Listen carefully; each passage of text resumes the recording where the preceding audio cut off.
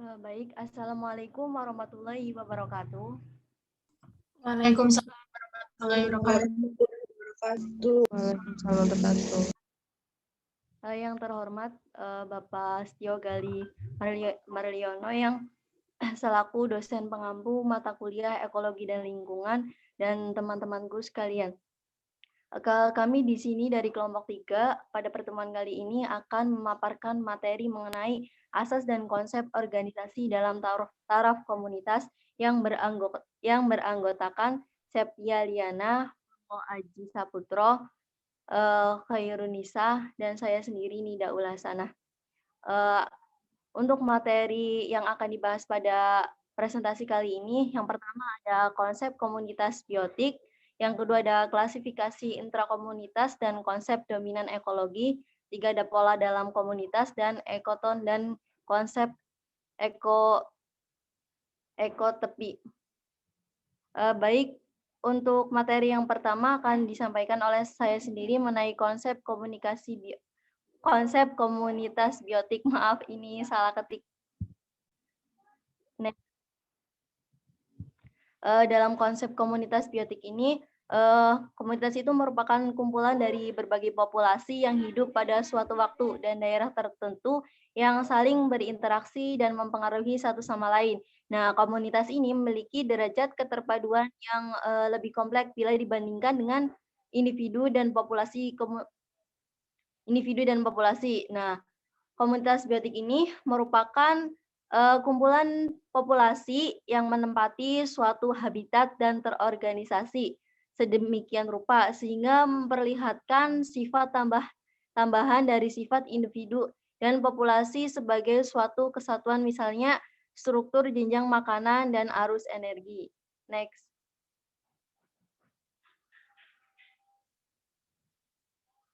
Dalam dalam komunitas itu ada beberapa pemberian nama berdasarkan, yang pertama itu ada berdasarkan bentuk atau struktur utama seperti jenis dominan, bentuk hidup atau indikator lainnya seperti hutan pinus, hutan agatis, hutan jati, atau hutan Iptercopaceae. Dapat juga berdasarkan sifat tumbuhan dominan seperti hutan sclerophyll. Yang kedua ada berdasarkan habitat fisik dari komunitas seperti komunitas hamparan lumpur, komunitas pantai pasir, komunitas lautan. Dan yang ketiga ada berdasarkan sifat-sifat atau tanda-tanda fungsional, misalnya tipe metabolisme komunitas berdasarkan sifat lingkungannya.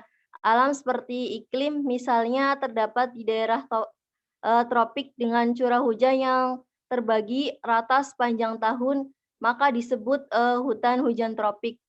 Next.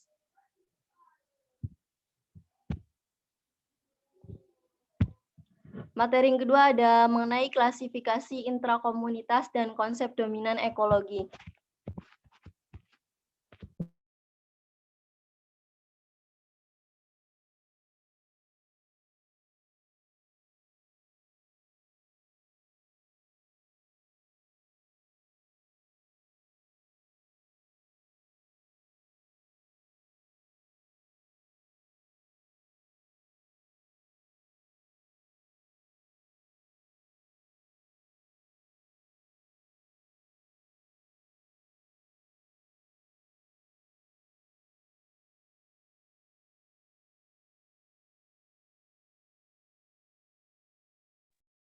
Nida, ada Nida nggak? Nida, maaf. Mungkin Nida terkendala jaringan. Maaf ya teman-teman, sebetulnya materi tadi itu materi yang saya paparkan bukan bagian Nida gitu. Jadi saya mau ngulang lagi dari materi awal.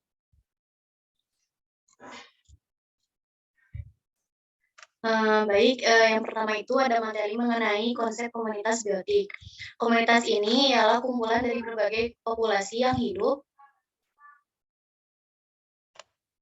di suatu waktu dan daerah tertentu yang saling berinteraksi dan mempengaruhi satu sama lain. Komunitas ini memiliki derajat keterpaduan yang lebih kompleks bila dibandingkan dengan individu dan populasi. Komunitas biotik ini merupakan kumpulan populasi yang menempati suatu habitat dan terorganisasi sedemikian rupa sehingga memperlihatkan sifat tambahan dari setiap individu dan populasi sebagai suatu kesatuan, misalnya struktur jenjang makanan dan arus energi. Dalam ekologi ini juga terdapat suatu kumpulan populasi yang disebut juga dengan komunitas. Yaitu ada komunitas mayor atau utama adalah komunitas besar yang tidak bergantung kepada komunitas lain yang ada di dekatnya. Lalu yang kedua itu ada komunitas minor, yaitu komunitas yang masih bergantung pada komunitas lain di sekitarnya.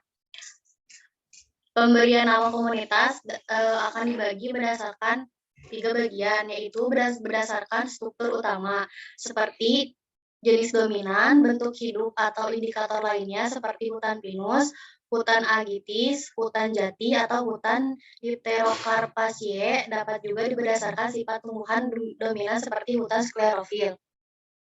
Yang kedua itu berdasarkan habitat fisik, seperti komunitas hamparan lumpur, komunitas pantai pasir, dan juga komunitas lautan.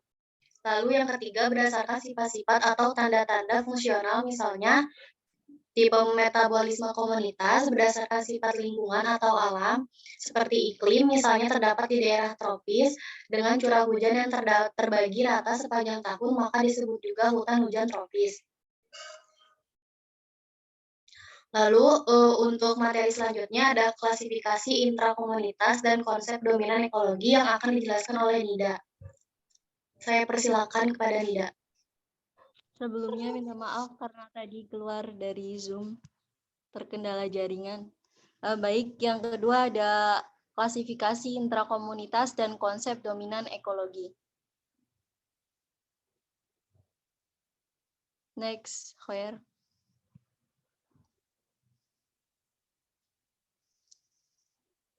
Klasifikasi intrakomunitas dan konsep dominan ekologi. Nah, klasifikasi intrakomunitas itu tidak sama dengan sistem taksonomi flora dan fauna, tetapi taksonominya itu berdasarkan atas peranan spesies organisme dalam komunitasnya. Sistem klasifikasi yang logis dalam pandangan ini adalah berdasarkan kepada jenjang makanan, tropik level atau jenjang fungsi. Next.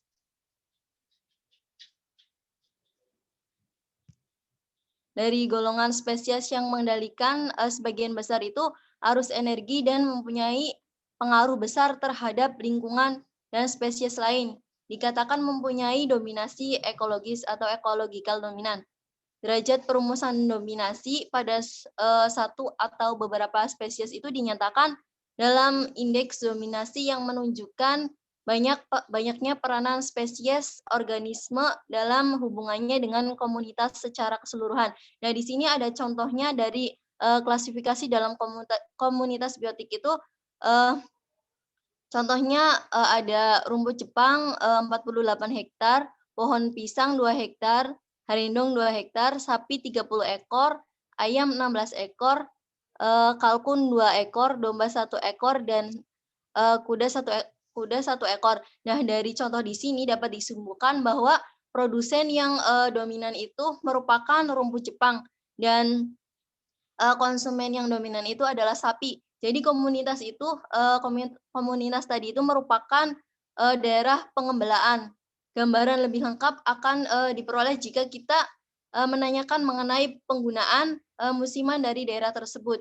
Jika ada suatu komunitas jenis yang dominan dihilangkan, maka akan menimbulkan pengaruh yang besar pada komunitas biotik maupun abiotik. Next.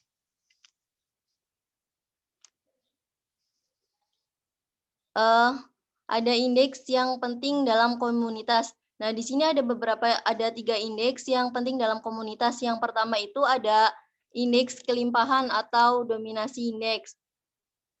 Dominasi indeks ini merupakan menggambarkan komposisi jenis dalam komunitas. Yang kedua ada indeks keanekaragaman atau diversity index.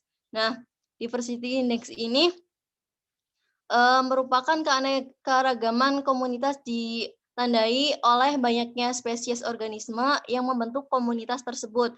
Semakin banyak jumlah spesies, maka semakin tinggi keanekaragamannya. Indeks keanekaragaman ini menunjukkan hubungan antara jumlah spesies dengan jumlah individu yang menyusun suatu komunitas. Yang ketiga ada indeks kesamaan. Nah, indeks kesamaan ini digunakan untuk membandingkan kesamaan spesies organisme yang ditemukan pada suatu habitat dengan habitat yang lain, atau membandingkan kesamaan spesies yang ditemukan pada suatu musim dan musim yang lainnya. Yang ketiga ada indeks kesamaan. Nah, indeks kesamaan ini komunitas dengan indeks keanekaragaman ini yang tinggi keanekaragaman yang tinggi itu menyatakan rantai makanan yang panjang dan banyak simbiosis. Nah, sehingga mengurangi goncangan-goncangan akibat rantai makanan menjadi lebih mantap. Komunitas dengan keanekaragaman tinggi misalnya ada hutan tropis, hutan hujan akan lebih mantap terhadap gangguan iklim lingkungan. Nah, keanekaragaman cenderung meningkat pada komunitas yang telah tua dan keanekaragaman rendah pada komunitas yang baru terbentuk. Produktivitas itu dipengaruhi oleh keanekaragaman spesies, tetapi hubungannya tidak linier. Komunitas dengan produktivitas tinggi dapat mempunyai keanekaragaman yang tinggi, atau keanekaragaman jenis rendah. Daerah iklim sedang kemantapan stabilitas lebih terkait dengan keanekaragaman dibanding dengan produktivitas. Nah, ternyata keanekaragaman spesies sangat dipengaruhi oleh tingkat jenjang makanan. Misalnya ada jumlah herbivora ataupun predator sangat mempengaruhi rumput atau komunitas yang dimangsa. Selanjutnya,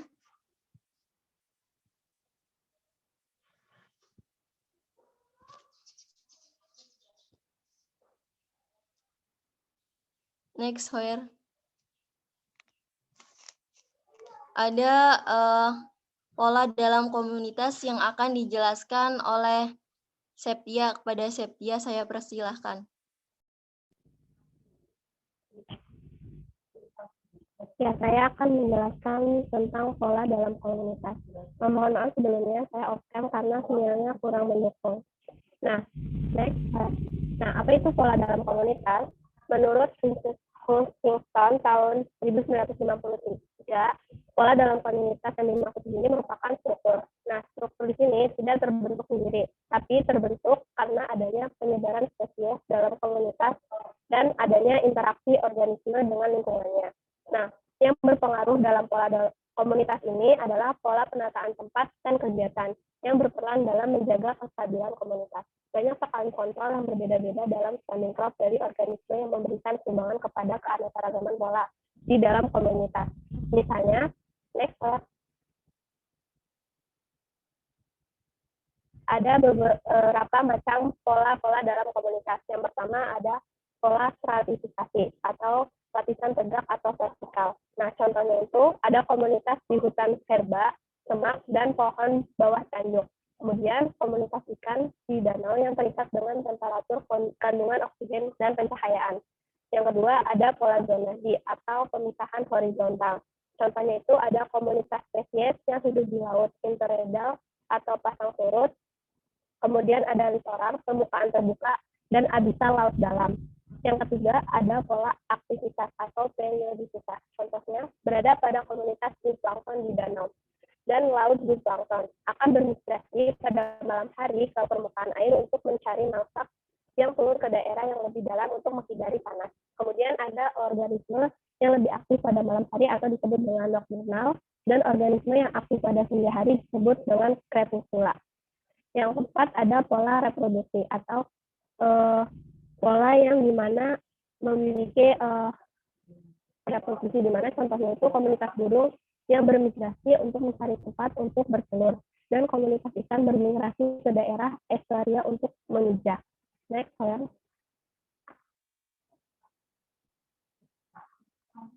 Yang kelima ada pola sosial atau kelompok dan kawanan. Nah, contohnya ini ada komunitas monyet yang berkelompok untuk mempertahankan daerah teritorialnya. Yang keenam ada pola koaktif, di mana pola koaktif ini merupakan pola hasil kompetisi antibios. Contohnya itu ada komunitas yang hidup bersama secara mutualisme, persaingan, atau dengan interaksi lain. Kemudian ada pola stokastik atau pola yang diakibatkan oleh tenaga atau kakat acak. Contohnya itu komunitas yang dibentuk sebagai hasil dari tekanan lingkungan yang sifatnya random atau acak. Namun pola ini jarang ditemukan di alam. Next. Tadi sudah dibahas oleh Indonesia tentang macam-macam struktur komunitas. Saya akan menyebutnya sedikit. Nah, apa itu komunitas dalam ekologi? Itu terpacu kepada kumpulan populasi yang terdiri dari berbagai macam spesies kelainan yang menempati suatu daerah tertentu. Nah, di sini tidak ada pembatasnya yang menghalangi antar spesiesnya untuk berinteraksi. Kemudian komunitas sendiri merupakan jaringan organisasi biologik yang berada di atas populasi, sehingga kaedah-kaedah tingkatan populasi dan akan mempengaruhi konsep-konsep komunitas. Ada 3 macam, yaitu pertama komunitas struktur utama, yaitu ada hutan jati, hutan pinus, dan hutan mangrove.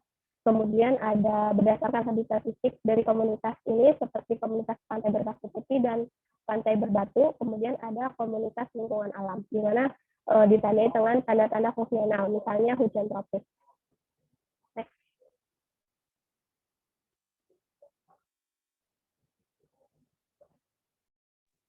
Selanjutnya ada materi keempat, yaitu ekoton dan konsep efek tepi, yang akan dijelaskan oleh Purwo Aji Saputro. Kepada Purwo, saya persilahkan.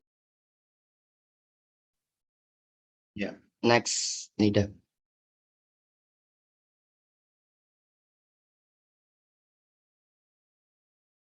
Next slide-nya. Nah, ekoton atau ekoton itu sendiri merupakan zona transisi antara komunitas yang berdekatan atau daerah di mana masyarakat bersinggungan dengan lingkungan alam mereka. Mereka adalah unit ekologi yang heterogen tanpa batas tajam. Ini adalah titik persimpangan antara banyak komunitas dan panjang linear yang signifikan. Mereka adalah area dengan banyak karakter unik yang didefinisikan pada skala ruang dan waktu. Kemudian ekoton ini sendiri menyediakan aliran bahan air, makanan, energi, dan informasi antar ekosistem. Dan mereka merupakan bagian fungsional dari struktur dan fungsi landscape lingkungan tersebut. Komunitas, ekosistem merupakan bagian fungsional dari struktur dan fungsi landscape. Zona transisi ekologis ini atau batas ekologis ini juga disebut sebagai zona tepi, yaitu zona sungai, zona penyangga, batas, tepi, jalur, biotik, antar muka. Kemudian batas digunakan untuk mendefinisikan keseluruhan dan membaginya menjadi bagian-bagian yang dapat dideteksi. Ketika konsep batas ini diperiksa dalam lingkungan landscape secara lingkungan, batas-batas yang tidak rata terlihat pada skala yang berbeda, seperti daerah pinggiran sungai ataupun daerah pemukiman dan persawahan. Unsur-unsur dalam mosaik landscape atau lingkungan ini diidentifikasi dan memiliki batasnya tersebut. Zona transisi ini yang umumnya direduksi menjadi satu garis tunggal di peta, memiliki fitur ekologis yang kaya, keanekaragaman hayati dari masing-masing zona menuju ekosistem tetangga berkurang dan digantikan oleh ekosistem tetangga. Next. Kemudian ada karakteristik ekoton.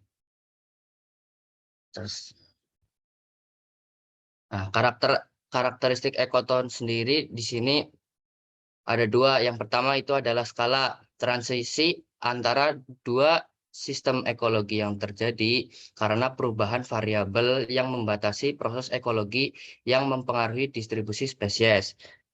Variabel di sini merupakan batas alam ekologis. Contohnya seperti faktor topografi, ketinggian atau kemiringan lereng, kemudian suhu, cuaca, iklim, dan keberadaan sungai. Ekoton pada skala biomat ditentukan oleh faktor lingkungan iklim seperti keseimbangan air, suhu, massa udara, serta oleh faktor topografi seperti keberadaan sungai dan hidrogeografi. Kemudian keanekaragaman hayati. Ekotons adalah daerah dengan keanekaragaman hayati yang sangat besar. Di zona transisi ini, spesies yang terkait dengan masing-masing sistem ekologi yang berinteraksi biasanya ditemukan. Selain itu, penciptaan habitat atau mikroorganisme baru dimungkinkan untuk mengamati spesies baru yang diadaptasi secara khusus untuk daerah ini. Contohnya, zona transisi sawah dengan pekarangan atau pemukiman warga akan ada banyak organisme di sana seperti bebek, kemudian ayam, tikus, belalang, burung kecil, cacing, ikan, dan ular. Hewan-hewan tersebut akan beradaptasi dengan zona transisi mereka. Seperti misal tikus membuat gorong-gorong di tanah daerah pekarangan atau daerah tanah pemukiman warga. Kemudian mereka dalam mencari makan itu berada di zona persawahan. Itu merupakan daerah zona transisi yang berbeda satu sama lain antara pekarangan kemudian dengan daerah persawahan. Next. Kemudian adalah pembentukan ekoton zona transisi dan keberlanjutan dalam skala manusia dan alam. Ada 3 pembentukan ekoton. Yang pertama adalah ekoton dibentuk oleh aktivitas manusia tetapi ditopang oleh proses alami. Seperti contoh yang tadi, areal persawahan atau ladang dibuat oleh manusia yang kemudian menjadi zona transisi ekosistem. Kemudian ada contoh rawa setelah pembangunan bendungan. Kemudian yang kedua ada ekoton atau contohnya ini garis pantai sungai yang dibentuk oleh proses alami tetapi ditopang oleh aktivitas manusia. Contohnya di garis pantai sungai ada manusia membentuk daerah ekotonnya dengan membentuk kegiatan atau seperti tambak udang, tambak ikan di pesisir pantai. Kemudian yang ketiga ada ekoton yang terbentuk dan dipelihara sebagai hasil dari proses alami. Ekoton yang terbentuk dan dipelihara oleh alami tanpa campur tangan manusia seperti pesisir dengan laut, rawa, dan seberang-berang. Next. Nah, ini ada contoh. Yang pertama itu ada perbatasan tundra atau tundra dan hutan boreal, hutan taiga. Kedua bentang lahan tersebut berbeda di mana tundra merupakan hamparan luas dengan ukuran vegetasi yang kecil dan dilapisi es dan salju, sedangkan hutan boreal merupakan kawasan hutan luas dengan ukuran vegetasi yang cukup besar. Kemudian contoh yang kedua adalah oasis. Oase adalah ruang dengan badan air di bagian dalam gurun yang ditandai dengan keberadaan vegetasi. Ekoton yang berada di kawasan gurun pasir yang luas dan gersang. Next. Kemudian berlanjut ke konsep efek tepi yang selanjutnya. Itu Menurut Murcia, kondisi lingkungan di habitat tepi memiliki karakteristik yang berbeda dengan lingkungan kondisi sosial di dalam hutan. Kondisi yang berbeda ini akan memiliki dampak ekologis terhadap tumbuhan, hewan, maupun organisme lain. Dampak dari bertemunya dua kondisi lingkungan yang berbeda tersebut terhadap tumbuhan dan hewan dapat disebut sebagai efek tepi. Kehadiran efek tepi dalam sebuah ekosistem biasanya terjadi dalam bentuk perubahan komposisi spesies, kepadatan spesies, dan perubahan kondisi lingkungan. Komposisi di sini misalnya yaitu macam-macam spesies. Misal ada tropik 1, produsen, tropik 2, dan kemudian tropik 3. Kemudian untuk kepadatan spesies itu ada berapa spesies tersebut dalam lingkungan, banyak atau tidak. Kemudian perubahan perubahan kondisi lingkungan, yaitu perubahan pasca terjadinya rantai makanan yang ada di dalam ekosistem tersebut. Kemudian di dalam ekologi, efek tepi ini mengacu pada perubahan populasi atau struktur komunitas perbatasan dua habitat ekoton. Efek tepi ini juga berkaitan dengan ekoton, di mana sebuah komunitas yang ada di kawasan transisi ini cenderung beraneka ragam hayatinya. Namun ada perbedaan faktor biotik dan abiotik. Perbedaan tersebut yang kemudian menyebabkan adanya gangguan fisik terhadap vegetasi dan tanah. Perubahan gradien iklim, lingkungan seperti cahaya, kecepatan angin, kelembaban, dan meningkatkan akses organisme, materi, dan energi. Kemudian perubahan tersebut dapat disebabkan oleh beberapa faktor, yaitu faktor internal dan faktor eksternal.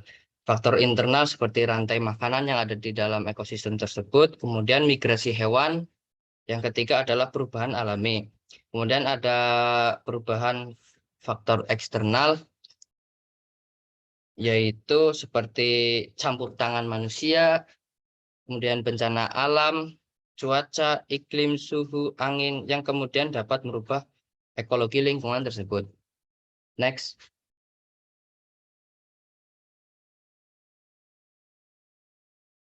Nah, dalam PPT itu merupakan gambar efek tepi di mana terdapat woodland atau hutan dalam, hutan secara umum, kemudian EDG efek atau distance variasi jarak antar efek tepi yang disebabkan atas perubahan komunitas yang ada di dalam hutan dalam dan di daerah pinggiran.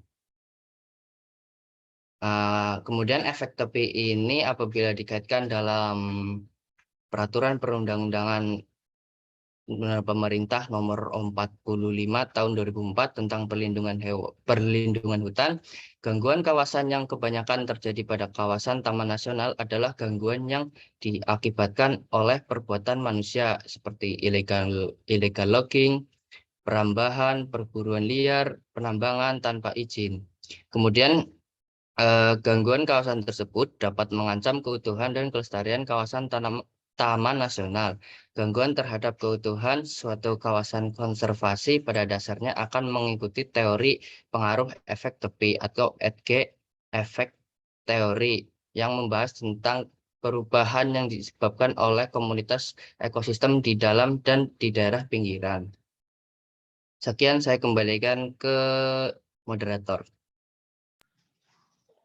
Baik, terima kasih untuk semuanya teman-teman dari kelompok 3 yang telah memaparkan materi tadi.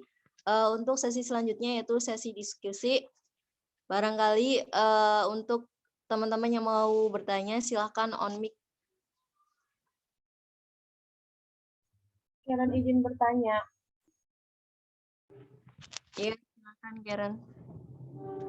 Perkenalkan, nama saya Karen dari kelompok 8. Izin bertanya, siapa atau lembaga apa saja yang terkait dalam membentuk suatu komunitas biotik? Terima kasih.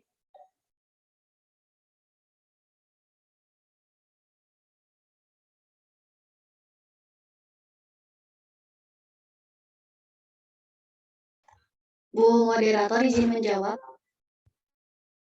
Silakan Khairunisa. Izin menjawab pertanyaan dari Karen. Siapa lembaga yang membentuk atau mengawasi yaitu ada lembaga lingkungan hidup dan kehutanan. Lembaga ini berperan untuk menjaga keanekaragaman hayati atau biotik dan juga keragaman habitatnya. Lembaga ini juga mengawasi dan menjaga lingkungan hidup di air meliputi danau, laut, rawa, dan sungai, dan juga lingkungan hidup di darat meliputi bukit, gunung, hutan, lembah, dan padang rumput. Seperti itu. Terima kasih. Barangkali dari kelompok 3 ada yang mau menambahkan? Atau bagaimana Karen atas jawaban dari Khairunisa? Sudah cukup jelas. Terima kasih, Claire. Ya, baik. Di sini ada beberapa pertanyaan dari teman-teman. Dari Helmalia Aldona, bagaimana pola yang berlaku dalam ekosistem biotik? Seperti apa contohnya yang ada di lingkungan sekitar? Jelaskan pola penerapannya dalam contoh tersebut.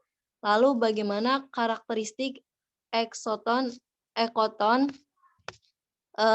yang terdapat dalam ekosistem tersebut?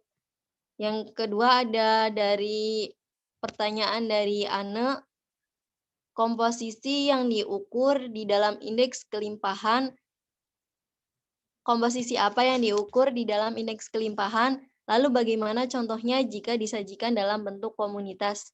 Yang ketiga ada pertanyaan dari Rini Mukaromah, bagaimana kelimpahan, keanekaragaman, dan kemerataan gastropoda atau sumber daya alam hayati non-ikan pada ekosistem mangrove. Yang keempat ada pertanyaan dari Aufar, mengapa dalam ekoton yang dipengaruhi manusia cenderung menimbulkan dampak negatifnya dibandingkan dampak positifnya? Yang kelima ada dari pertanyaan dari Rifki Rahman Wahdani, telah kita ketahui bahwa sekarang telah terjadinya pemanasan global dan permasalahan lingkungan yang lainnya sudah menjadi permasalahan umum. Nah, yang saya tanyakan, apakah ada perubahan dalam struktur komunitas dari permasalahan yang ada? Untuk pertanyaan-pertanyaan yang masuk, izinkan dari kelompok 3 untuk memberi waktu untuk mencari jawabannya terlebih dahulu.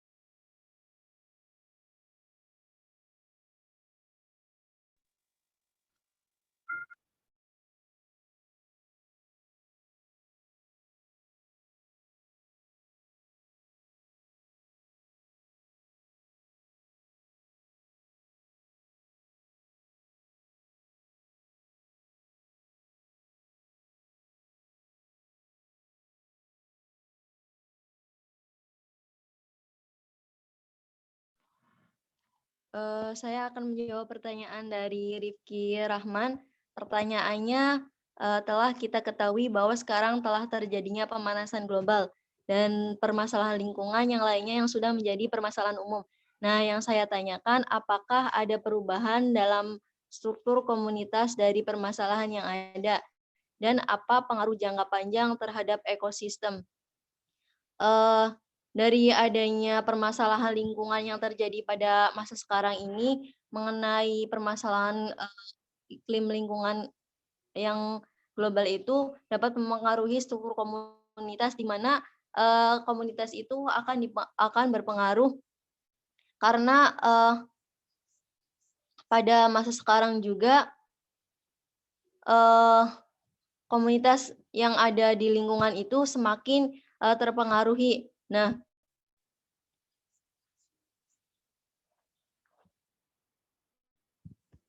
pengaruh jangka panjang dari adanya permasalahan tersebut dapat menyebabkan kelangkaannya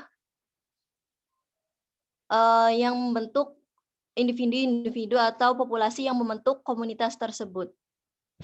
Bagaimana Rifki atas jawabannya?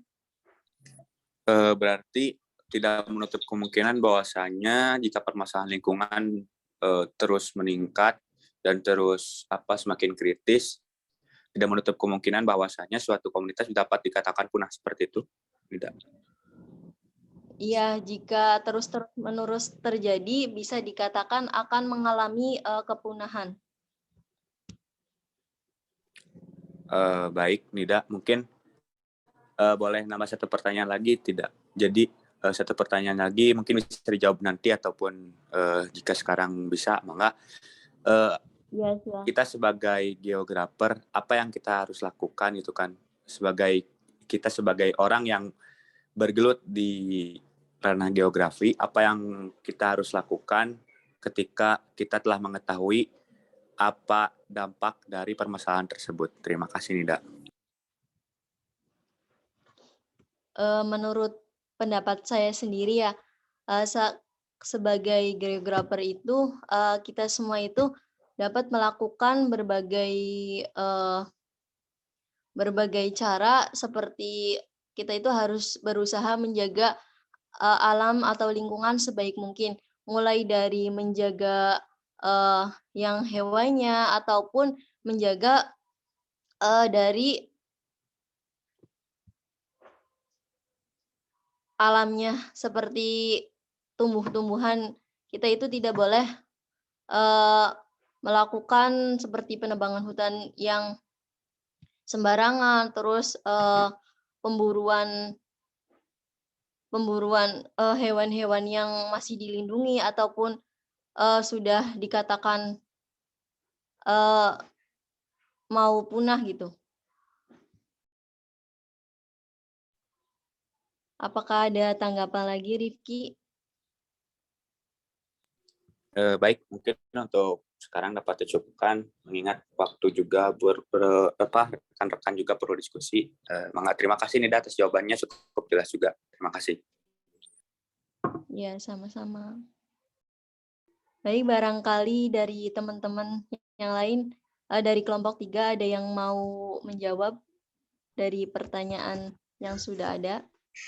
Bu moderator izin menjawab. Silakan, Khairunisa. Pertanyaan dari Rining Koroma dari kelompok 5, yaitu mengenai bagaimana kelimpahan, keanekaragaman, dan kemerataan gastropoda, sumber daya alam sumber daya alam hayati non-ikan pada ekosistem mangrove. Saya mendapatkan dari jurnal lingkungan hidup, yaitu kelimpahan dan keanekaragaman gastropoda atau sumber daya alam hayati non-ikan pada ekosistem mangrove itu terdapat adanya gastropoda yang sebanyak 7 spesies, yaitu spesies Chiritidea cingulata, Chiritidea obtusa, Nireta violacea, Chiritidea wiesri, Littoria cabra, Trombus mutabilis, dan Littoria undulata. Nilai kelimpahan tertinggi pada stasiun 1 adalah Chiritidea immolata. Lalu kelimpahan yang kedua yaitu Chiritidea immolata, dan stasiun 3 Chiritidea obtusa dengan nilai 2,5. Nilai indeks keanekaragaman berkisar 0,60 sampai 1,18 yang dikategorikan nilai sedang, dan nilai indeks keseragaman berkisar 0,54 sampai 0,88 yang dikategorikan seragam, dan nilai indeks dominasi 0,37 sampai 0,67 dengan dikategorikan dengan nilai sedang. Seperti itu. Baik, terima kasih Hoer, jawabannya cukup jelas. Baik, apakah dari kelompok 3 ada yang mau menambahkan ataupun mau menjawab pertanyaan yang belum terjawab? Izin Bu Moderator, izin jawab pertanyaan punya Windy Saputri dari kelompok 6. Di dalam ekoton, apakah ada upaya pemberdayaan dari manusia agar terjadi keberlanjutan? Kalau ada, contohnya seperti apa? Contoh untuk pemberdayaan yang dilakukan manusia ini misal seperti di zona ekoton seperti contoh tadi antara pekarangan atau pemukiman warga dengan persawahan. Itu petani itu biasanya menanam padi untuk memenuhi kebutuhannya. Kemudian petani juga di kala waktu selingan dalam sesudah panen juga menanam tanaman musiman, tidak hanya padi. Nah, dari tanaman-tanaman tersebut secara alamiah akan muncul yang namanya hama. Nah, dari hama tersebut mikroorganisme juga ada, kemudian produsen juga memproduksi makanannya sendiri. Kemudian ada pun tropik 1, tropik 2 seperti belalang, kemudian tikus juga memperoleh makanannya dari situ. Nah, itu mungkin secara langsung peran manusia dalam memenuhi kebutuhannya, secara tidak langsung juga memenuhi kebutuhan alamiah dari hewan-hewan dan tumbuhan yang ada di situ. Mereka juga hidup di sana, mereka dapat minum di daerah perairan di sawah, kemudian dapat makanan juga dari areal persawahan. Kemudian contoh yang kedua itu mengenai zona ekoton daerah pesisir pantai. Dalam masa-masa perkembangbiakan, contohnya ini penyu. Penyu kan biasa ada masa bertelurnya atau berkembang biak. Nah, banyak manusia atau banyak oknum lah, yayasan-yayasan seperti itu dalam upaya konservasi atau budidaya penyu. Ini contohnya ada di Pulau Serangan, Bali. Salah satu contoh di Pulau Serangan, Bali. Dikala penyu itu meneteskan telur, mereka menyimpan di pantai, di pesisir-pesisir perbatasan pantai dan lautnya. Nah, peran manusia di situ adalah pertama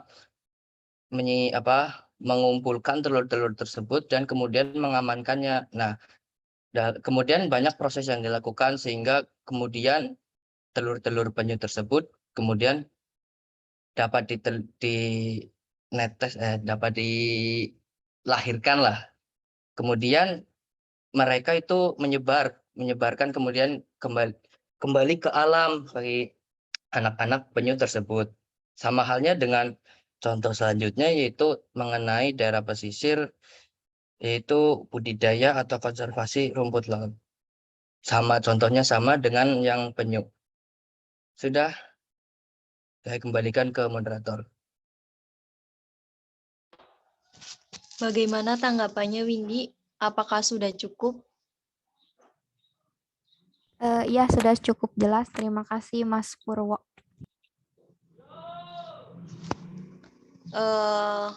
Masih ada beberapa pertanyaan lagi yang belum terjawab. Pertanyaan dari Helmalia Aldona, bagaimana pola yang berlaku dalam ekosistem biotik seperti apa contohnya yang ada di lingkungan sekitar? Jelaskan pola penerapannya dalam contoh tersebut. Lalu bagaimana karakteristik ekoton yang terdapat dalam ekosistem tersebut? Selanjutnya yang belum terjawab ada pertanyaan dari Anne. Komposisi apa yang diukur di dalam indeks kelimpahan? Lalu bagaimana contohnya jika disajikan dalam bentuk komunitas? Selanjutnya ada pertanyaan dari Aufar. Mengapa dalam ekoton yang dipengaruhi manusia itu cenderung menimbulkan dampak negatifnya dibandingkan dampak positifnya? Selanjutnya ada dari Rani. Di dalam macam-macam struktur komunitas terdapat struktur komunitas utama seperti hutan jati dan hutan pinus. Yang ingin saya tanyakan, jika di suatu wilayah terjadi gangguan atau kerusakan yang parah seperti kebakaran hutan, apakah memungkinkan terjadi perubahan dalam komposisi dan struktur komunitas tersebut? Jika ada, akan seperti apa perubahan serta prosesnya? Jika tidak ada, bagaimana keberlanjutan komunitas struktur utama tersebut? Dan ada pertanyaan dari Anissa Resti, Secara umum, daerah peralihan kurang mendapat perhatian, khususnya dalam upaya pengelolaannya.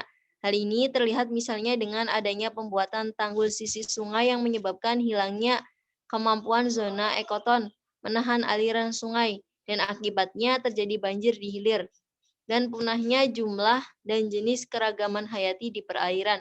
Bagaimana upaya untuk menanggulangi hal tersebut? Silakan dari kelompok 3, apakah ada yang mau jawab dari pertanyaan yang belum terjawab?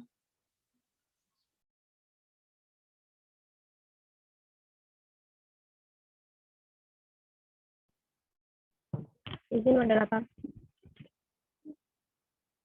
Ya, silakan. menjawab pertanyaan Tani.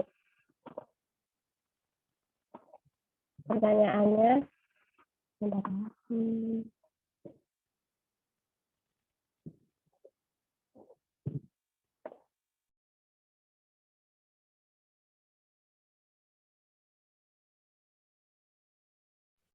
Pertanyaannya, di dalam macam-macam struktur komunitas terdapat struktur komunitas utama seperti hutan jati dan hutan pinus. Yang ingin saya tanyakan, jika di suatu wilayah terjadi gangguan atau kerusakan yang parah seperti kebakaran hutan, apakah memungkinkan terjadi perubahan dalam komposisi dan struktur komunitas tersebut? Jika ada, akan seperti apa perubahan serta prosesnya? Jika tidak ada, bagaimana keberlanjutan komunitas struktur utama tersebut? Pertanyaannya berkaitan dengan pertanyaan isi yang telah dijawab oleh Nidaul. Jawabannya itu mungkin akan terjadi perubahan dalam strukturnya, karena pasti akan ada spesies yang hilang, baik itu dari flora maupun fauna yang ada di dalamnya. Tapi untuk perubahan secara total tidak, karena kan penyebaran itu dipengaruhi oleh iklim di daerah tersebut maupun dari kondisi tanah. Pasti akan terjadi pembentukan struktur pola itu lagi. Nah, untuk keberlanjutan komunitas struktur utamanya pasti akan tetap terjadi, apalagi dengan penyebarannya yang terus banyak. Serta yang setelah rusak itu pasti akan membentuk strukturnya lagi dari sisa-sisa yang ada. Mungkin sekian. Bagaimana Rani tanggapannya? Apakah sudah cukup? Apa kurang jelas? Baik, sudah cukup jelas. Terima kasih, Septi.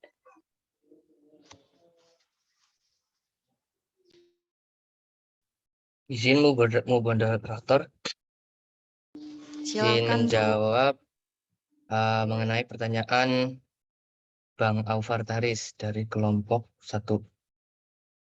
Mengapa dalam ekoton yang dipengaruhi manusia cenderung menimbulkan dampak negatifnya dibandingkan dengan dampak positifnya? Karena manusia dalam mempengaruhi dan membentuk ekoton, mereka cenderung mengeksploitasi zona transisi tersebut dalam skala atau dalam dalam intensitas yang secara terus-menerus, dan kemudian manusia tidak memikirkan usaha dalam pasca kegiatan yang mereka lakukan dalam zona ekoton tersebut. Terlebih lagi cara atau langkah yang mereka gunakan itu juga menimbulkan masalah yang berkelanjutan. Contohnya seperti pembukaan lahan zona transisi antara lahan gambut dengan hutan tropis dan juga pemukiman di daerah Kalimantan, terutama di Kalimantan Timur, Kalimantan Tengah, dan Kalimantan Barat yang masih banyak hutan tropisnya. Kemudian untuk di bagian Sumatera juga masih banyak kawasan hutan tropis, di antaranya di Provinsi Riau, Jambi, dan Sumatera Barat. Kemudian tidak adanya upaya penutupan lahan di zona transisi tersebut, kawasan hutan lindung, ladang, dan tambang. Kemudian cara atau langkah yang mereka gunakan dan menimbulkan masalah itu seperti pembakaran yang menimbulkan asap, hingga pada beberapa tahun ke belakang juga pernah ada berita mengenai pembakaran hutan lahan gambut di daerah Riau atau di mana itu di daerah Sumatera juga. Asapnya itu juga menimbulkan berbagai masalah hingga menutupi langit-langit hampir seluruh daerah Riau, Jambi, dan kemudian menyebar hingga ke Singapura dan juga Malaysia. Sekian, saya kembalikan ke moderator. Baik, Pur. Gimana atas jawaban dari Purwo Aji, Aufar? Ya, baik. Terima kasih kepada Mas Purwo atas jawabannya. Sudah cukup jelas. Baik, di sini ada 3 pertanyaan lagi yang belum terjawab dari Helmalia Aldona, Ana Azahra, dan Anissa Resti Aldiani. Untuk jawaban lebih lanjutnya, berikan kami waktu dari kelompok 3 untuk mencari jawabannya kembali.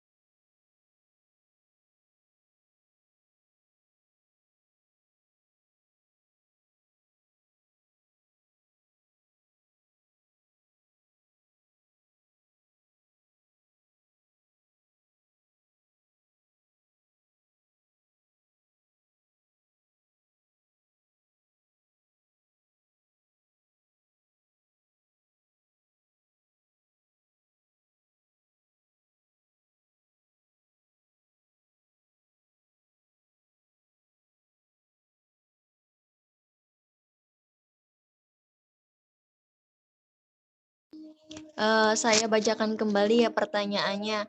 Dari Helma, bagaimana pola yang berlaku dalam ekosistem biotik? Seperti apa contohnya yang ada di lingkungan sekitar? Jelaskan pola penerapannya dalam contoh tersebut, lalu bagaimana karakteristik ekoton yang terdapat dalam ekosistem tersebut. Yang selanjutnya ada dari Ana Azahra, komposisi apa yang diukur dalam indeks kelimpahan, lalu bagaimana contohnya jika disajikan dalam bentuk komunitas. Dan yang terakhir ada dari Anissa Resti, secara umum daerah peralihan kurang mendapat perhatian, khususnya dalam upaya pengelolaannya. Hal ini terlihat misalnya dengan adanya pembuatan tanggul sisi sungai yang menyebabkan hilangnya kemampuan zona ekoton menahan aliran sungai dan akibatnya terjadi banjir di hilir dan punahnya jumlah dan jenis keragaman hayati di perairan. Bagaimana upaya untuk menanggulangi hal tersebut? Silahkan untuk yang ingin menjawab dari kelompok 3.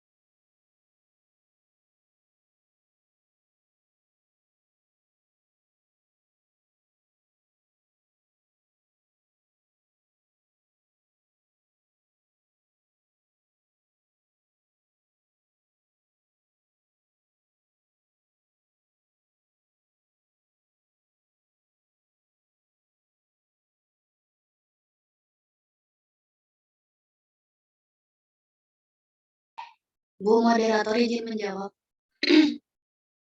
Iya, silakan Khairunisa. Saya akan mencoba menjawab pertanyaan dari Ana Zahra dari kelompok 9. Yaitu pertanyaannya, komposisi apa yang diukur di dalam indeks kelimpahan, lalu bagaimana contohnya jika disajikan dalam bentuk komunitas. Indeks kelimpahan ini ada beberapa yang diukur, yaitu yang pertama mengukur kelimpahan individu jenis di suatu tempat, dan yang kedua itu mengukur jumlah individu banyak atau jumlah individu di dalam suatu tempat, dan yang ketiga itu yang diukurnya mengenai luas satuan lahan yang ditempati oleh individu tersebut. Jadi kelimpahan ini merupakan mengukur jumlah individu persatuan luas atau persatuan volume.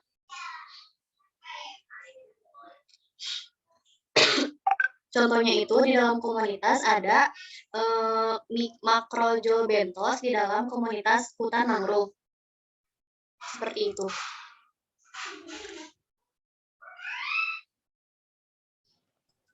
Baik, terima kasih Khairunisa.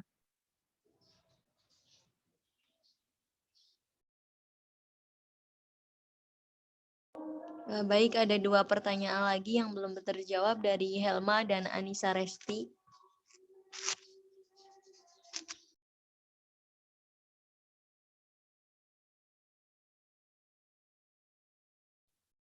Bu moderator izin menjawab pertanyaan Anissa. Silakan, Pur. Secara umum, daerah peralihan kurang mendapat perhatian khususnya dalam upaya pengelolaannya. Hal ini terlihat misal dengan adanya pembuatan tanggul sisi sungai yang menyebabkan hilangnya kemampuan zona ekoton menahan aliran sungai dan akibatnya terjadi banjir di hilir dan punahnya jumlah dan jenis keragaman hayati di perairan. Bagaimana upaya untuk menanggulangi tersebut? Secara umum pembentukan atau pembuatan tanggul sisi sungai ini bisa terjadi apabila ada beberapa permasalahan seperti erosi pinggir sungai ataupun intensitas hujan yang membuat sungai itu meluap. Nah, dalam pembuatan zona transisinya, manusia itu berinisiatif membuat tanggul sisi sungai. Nah, pembuatan tanggul sisi sungai tersebut contohnya ada dengan pembetonan atau pengecoran seperti tanggul-tanggul secara umum. Kemudian ada dengan cara beronjong kawat atau penguatan sisi sungai menggunakan batu-batu yang disatukan menggunakan kawat kuat secara kuat. Nah, kemudian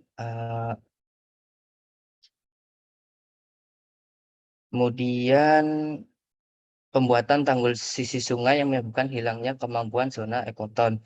Nah, dalam pembangunan sisi tanggul sisi sungai ini tidak semua aliran di daerah sungai itu dibangun secara menggunakan cara tersebut. Artinya tidak semua jalur aliran air itu dibangun tanggul sisi sungai, hanya beberapa bagian yang mungkin dibangun karena terjadi permasalahan tersebut. Nah, efeknya terhadap zona ekoton menahan aliran air, ya justru dengan sisi tanggul tersebut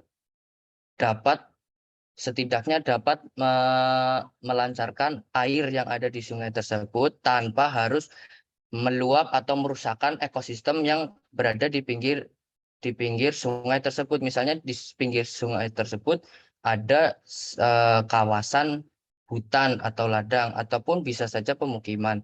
Nah, tanggul sisi sungai tersebut itu memberikan dampak positif sedikit dalam menahan dan juga mengalirkan air yang terjadi. Kemudian akibatnya terjadi banjir di hilir. Nah, banjir di hilir ini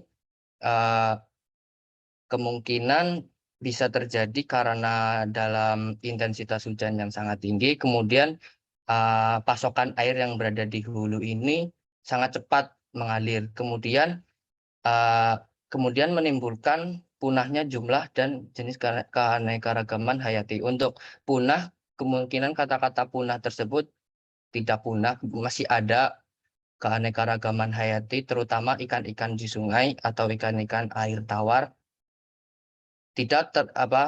Mereka pasti sedikit terganggu karena yaitu intensitas air hujan yang cukup tinggi, kemudian pasokan air yang ada di hulu itu dengan debit yang cukup banyak dan kecepatan yang cukup cepat, sehingga ikan-ikan yang berada di daerah pinggiran atau di bagian tepi sungai, di bawah tepi sungai itu kemungkinan juga terseret oleh arus, kemudian sampai ke daerah hulu, dan mereka pun juga ada beberapa yang seperti terlempar ke daerah bantaran banjir karena derasnya air yang mengalir. Hanya segitu, Anissa. Terima kasih.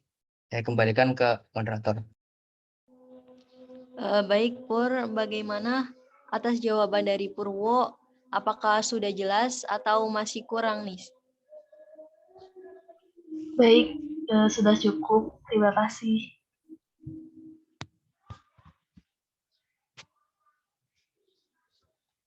Di sini ada satu pertanyaan lagi yang belum terjawab dari pertanyaan dari Helma.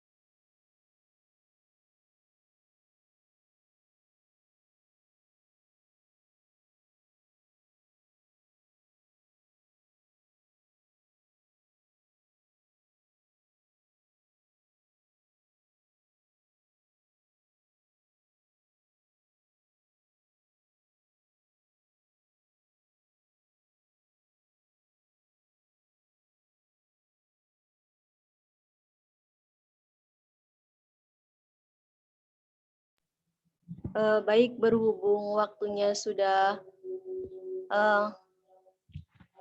cukup, maka ada satu pertanyaan lagi yang belum terjawab, bisa dilanjut di WA Group nanti.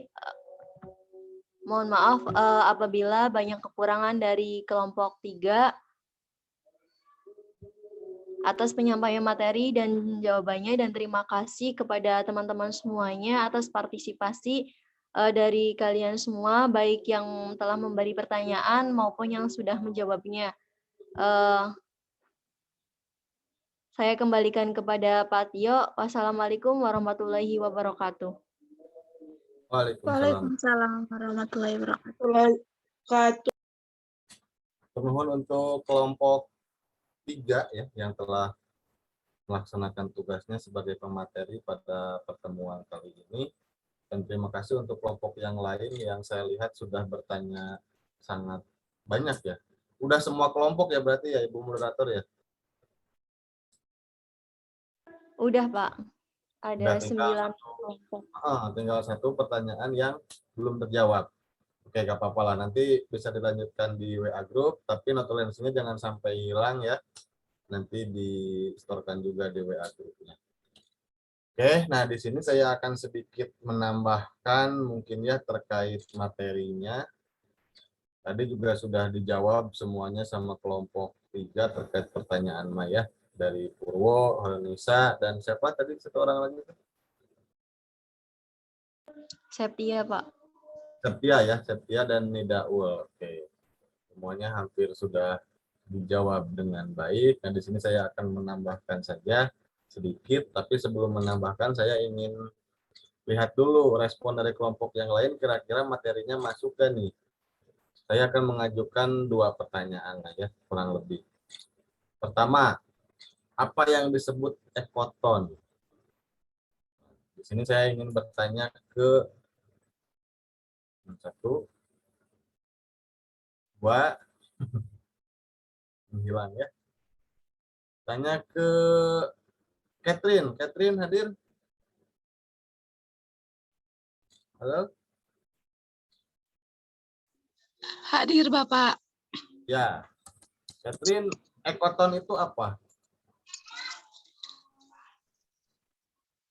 Sebentar Pak.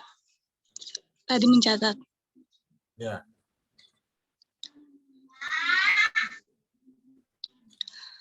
Ekoton itu kalau dari catatan saya itu zona transisi antara komunitas yang berdekatan di daerah mana masyarakat bersinggungan, Pak. Masyarakat, jangan masyarakat atau hewan dan tumbuhan. Iya Pak, hewan dan tumbuhan. Oke, zona transisi berarti ya, atau zona peralihan. Oke, boleh. Satu lagi, apa yang disebut efek tepi? Boleh dijawab oleh siapa ya? Laki-laki. Saya jarang melihat laki-laki di sini. Siapa? Abdaniar.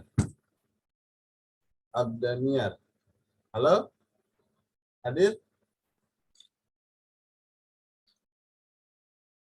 Abdaniar? Hadir, Pak. Ya. Silahkan, apa yang disebut efek tepi atau edge effect?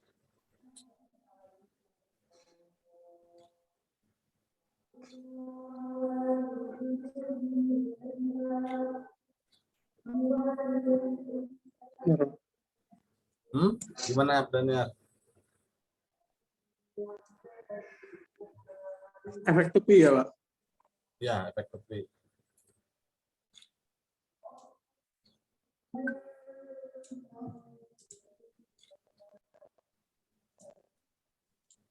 Efek tepi merupakan dampak dari bertemunya dua kondisi lingkungan yang berbeda sehingga terhadap tumbuhan dan hewan dan disebut jadi namanya efek tepi. Contohnya gimana? Abdaniar.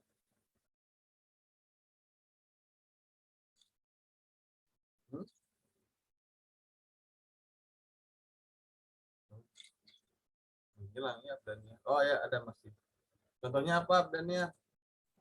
Efek tepi itu.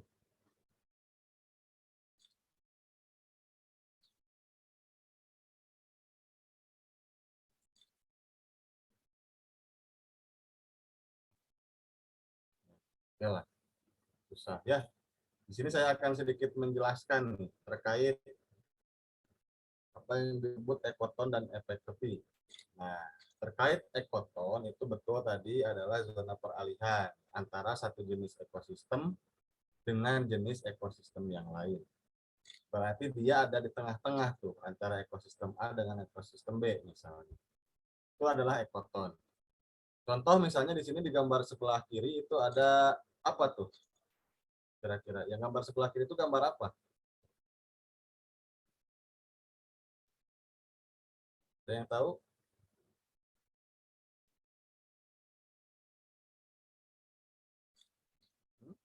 Udah nampak nggak? Iya, share screen dari saya. Nampak, Pak. Nampak, Pak. Daerah hutan, Pak. Ah, daerah apa? Hutan mangrove, Pak. Hutan mangrove. Hutan mangrove, betul, atau bakau.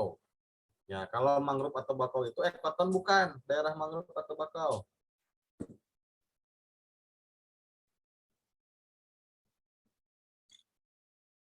Ayo.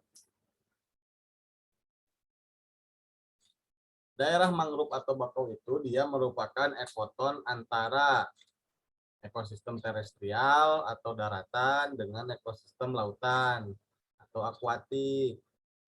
Jadi antara daratan laut biasanya suka ada penghalang dulu, yaitu ekosistem peralihan ini. Biasanya ada bakau atau mangrove di sana. Nah, terus seperti ini.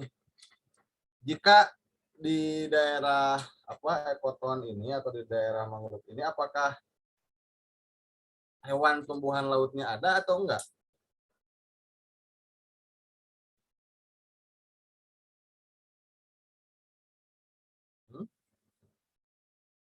Di daerah bakau ini hewan tumbuhan lautnya ada enggak? Ada, Pak. Apa?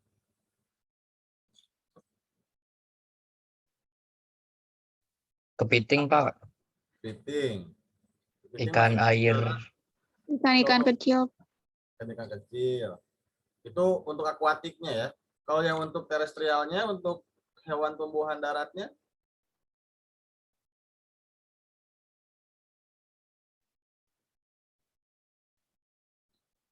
Ada?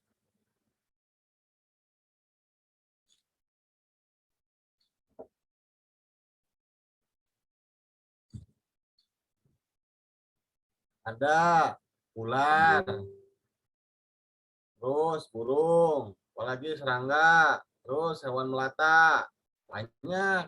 Jadi daerah ekoton ini itu adalah pertemuan antara dua zona ekosistem yang berbeda.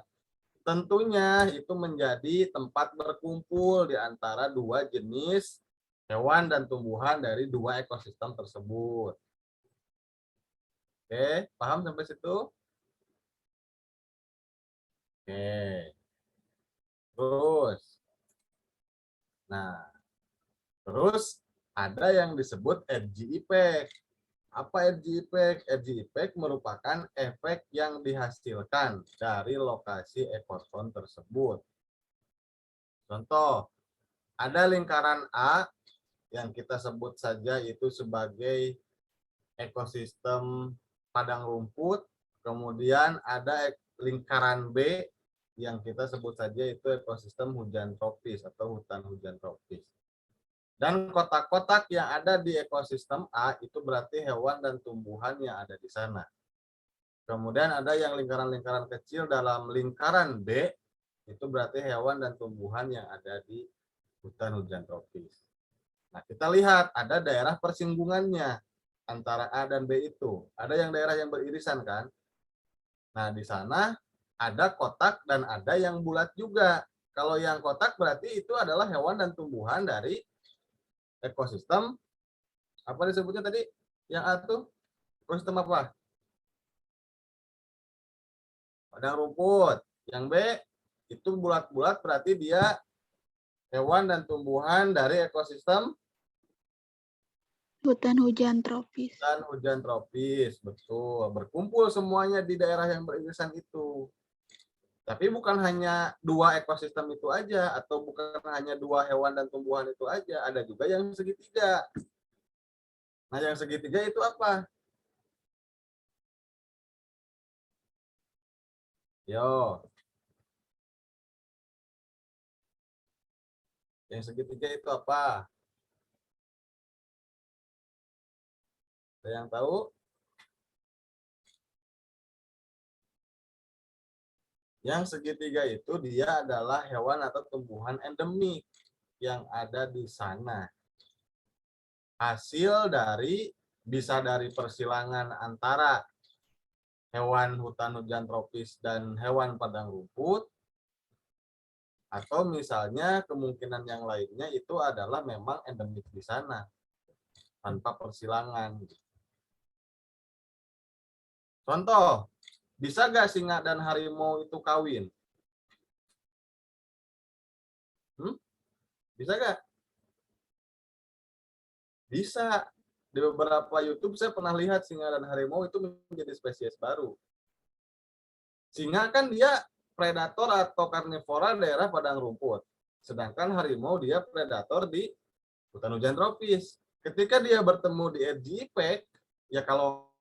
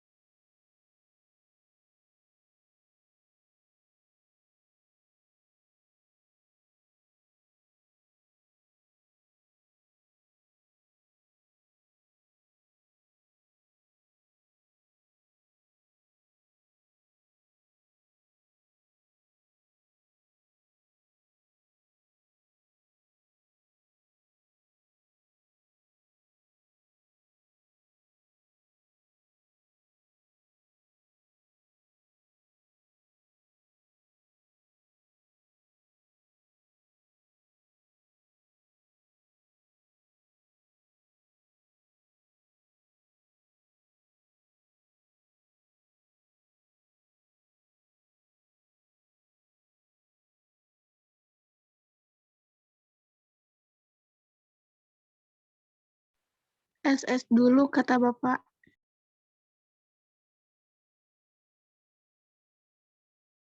Yuk. Sok sama siapa? Aku pakai HP.